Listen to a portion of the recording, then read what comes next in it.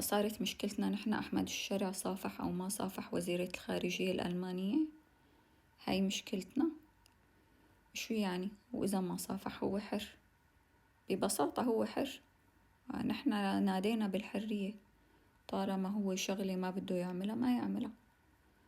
وهذا الشي ينطبق على كل شي. يعني يفترض شغلة أنت ما بدك تعملها ما بتعملها، مين ما كان يكون اللي قدامك. هي احترمت معتقداته وأصلا ما مدت إيدها.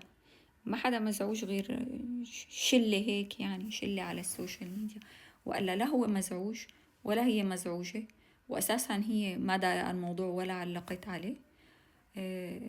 بس هيك يعني.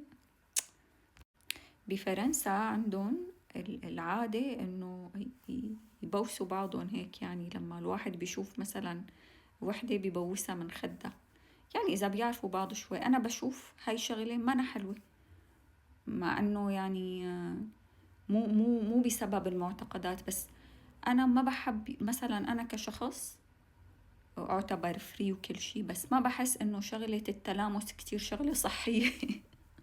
والله عن جد. يعني أنا إذا حدا ما بعرفه ما بيعرفني، شو يعني إذا ما صافحته؟ شو يعني إذا ما بوسته؟ لازم يعني ناخد بعض بالأحضان يعني حتى يمشي الحال؟